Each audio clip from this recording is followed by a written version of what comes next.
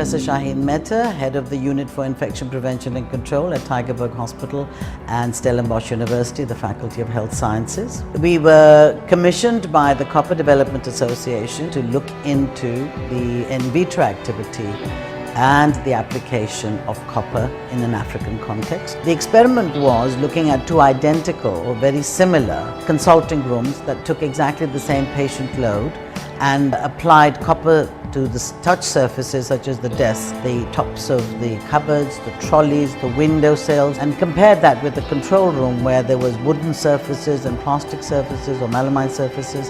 The results showed that copper was far superior to either plastic or stainless steel in its antimicrobial activity, and copper incorporated alloys did have a good antimicrobial activity. We were extremely pleased with the findings and delighted that we could use copper in the context of African primary healthcare facilities.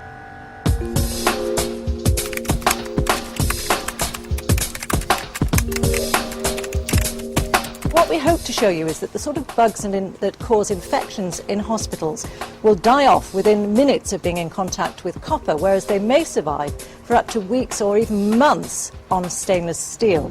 So Professor Keevil, tell us what they're seeing down the individual microscopes. Well, what we're going to do is we're going to take the notorious MRSA bug. We're going to put 10 million of the cells on stainless steel, 10 million of the cells on copper, and what we hope to show you is that they live very happily on the stainless steel, but they die rapidly on the copper. What you're seeing here are the individual bacteria sitting on the stainless steel surface.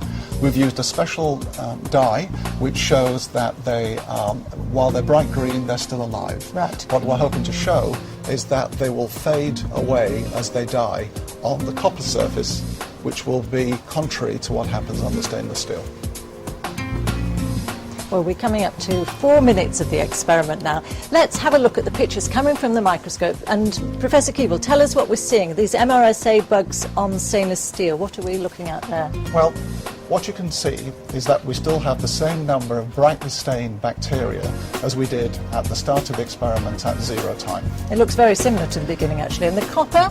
Well, now you can see a major difference. Now we're struggling to see any of the bacteria, and the ones we can see have got a very pale green colour, showing that they're dying very rapidly. we'll be coming up to 9 minutes now. Let's look at the screens linked to those microscopes. And this is stainless steel, and Professor Keevil still looking full of MRSA microbes. Yes, they're still surviving very nicely on the stainless steel. When you say very nicely, how long will they stay there for now? Oh, they could be there for days or weeks. Days or weeks. Let's look at copper. Well, I think now we're struggling to see anything on this image, showing that the bacteria have all died off on the copper surface. Some incredibly impressive results there, much quicker than I expected.